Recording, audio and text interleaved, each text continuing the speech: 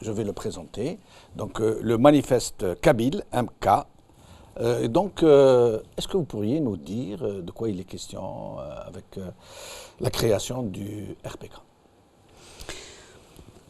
Très brièvement, d'abord, je parle en tant que sympathisant du nouveau parti, en tant qu'observateur, en tant qu'animateur, effectivement, du manifeste pour la Kabylie, pour que les choses soient claires pour vos téléspectateurs. Bien sûr. Je suis très content d'être à cette émission avec Fatiha Rahmouni et Maître Sofiane Iken, qui est un brillant avocat que j'apprécie beaucoup depuis très longtemps.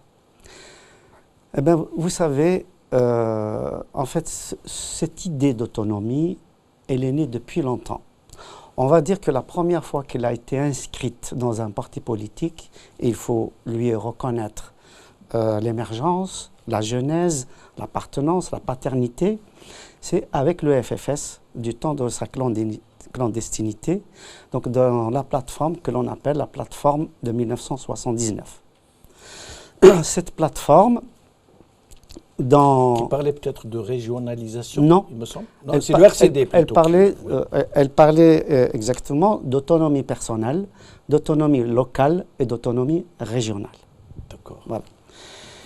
C'est-à-dire que dans l'esprit de Hosseina Et Ahmed et de Ali Messili, autour desquels nous étions un certain nombre d'universitaires, il était question tout simplement de permettre à l'Algérien... Pas la Kabylie. C'est un niveau national. Ça veut dire l'autonomie de ce type de réorganisation administrative, si je peux dire, au niveau national, pas en Kabylie. Pas en Kabylie. C'est-à-dire que chaque région se dote d'une autonomie régionale avec ses prérogatives pour pousser à la démocratie de proximité. Pourquoi? Parce que dans un pays aussi grand que l'Algérie, qui aujourd'hui est le premier, c'est le plus grand pays d'Afrique. Oui. Après, justement, la séparation du Soudan. Oui. L'indépendance du Sud-Soudan. Je crois que c'est justement le sujet. Oui. Eh bien, à cette époque-là, en 1979, on se dit comment, de quelle manière institutionnelle, récupérer le droit de l'Algérien à disposer de son indépendance, à disposer de sa citoyenneté et participer de façon active à la gestion et de sa cité et de sa région et du pays tout entier. Parce que, vous savez, M. Benchenouf, mieux que quiconque, comment le pouvoir d'Alger a pris des institutions coloniales et il en a fait un copier-coller.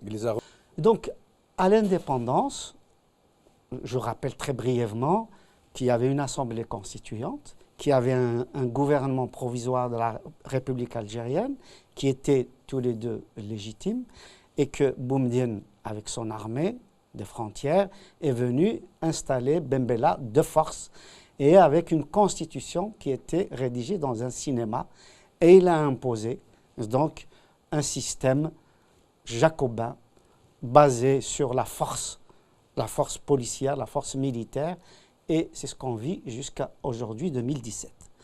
Face à cette machine guerrière contre la société, qui est héritée tout droit du système colonial, eh bien, il fallait proposer une alternative. Mais pourquoi le FFS a-t-il abandonné ce projet? Pourquoi il n'en parle plus? Alors qu'en soi, il est sain, a fortiori, qu'il concerne toute l'Algérie, pas une région seulement. Je pense très sincèrement que le FFS avait peur d'une stigmatisation parce qu'on a commencé à le taxer de régionalisme, de sectaire, etc., que c'était quelque part une concession qu'il avait faite dans l'intérêt du pays. Mais qu'on a vu qu'il a repris cette idée sous une autre appellation, à savoir la régionalisation positive. Là c'est le RCD, il me semble. Non, d'accord. Non, le RCD, c'est la régionalisation tout court. Modulable. C'est-à-dire en fonction des régions. C'est-à-dire comme en Espagne. D'accord. L'Espagne, entre l'Andalousie, entre la Galicie, le Pays Basque, la Catalogne, ils n'ont pas la même autonomie. C'est-à-dire que les deux régions qui ont le plus de prérogatives les plus larges, c'est le Pays Basque et la Catalogne. Oui. Donc les autres régions, effectivement, n'ont pas... Parce que ce sont des régions où les aspirations identitaires sont les plus fortes. Absolument, vous Oui. m'avez compris. Oui.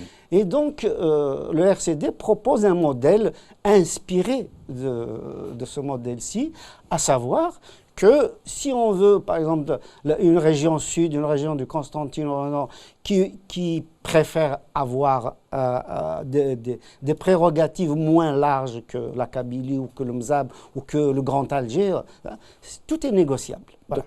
D'accord. C'est pour ça que le RCD... Et alors on en arrive au MAC, comment Alors, donc l'émergence du MAC, je le dis honnêtement, sans aucune espèce d'animosité. J'ai énormément d'amis dans le MAC, etc.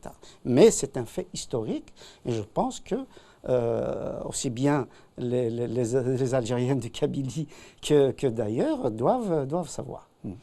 Donc cette idée d'autonomie est revenue, on va dire, à partir des années 95.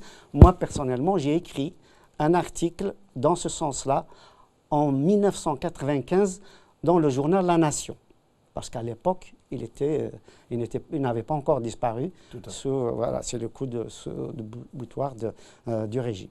Donc j'avais écrit aussi un article, enfin déjà plusieurs articles, mais on va dire un article un peu plus développé dans le journal Libération en 1998.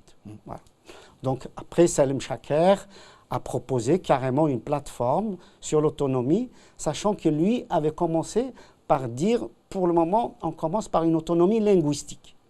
Donc préserver le patrimoine millénaire amazigh en Kabylie et éventuellement dans les autres régions. Un plan hors sec, en quelque sorte. Absolument. Dans l'urgence, sauver la langue avant qu'elle ne soit totalement éradiquée. Tout à fait.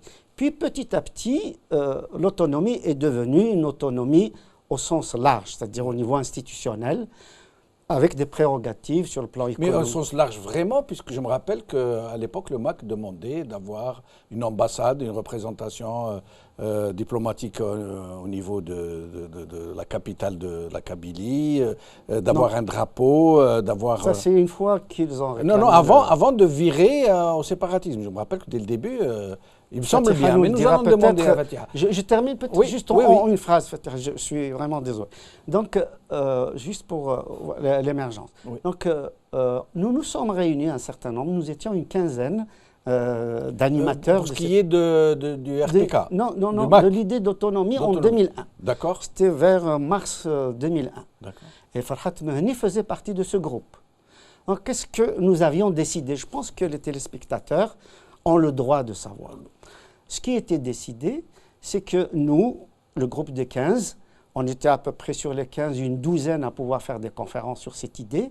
Et on s'est dit, on va y aller faire des conférences en Algérie, particulièrement en Kabylie, sur qu'est-ce que c'est que l'autonomie, pourquoi l'autonomie, etc. L'expliquer aux citoyens pour les responsabiliser, pour qu'ils s'approprient. Et on avait dit qu'à partir donc de mars à août, une série de conférences un peu partout.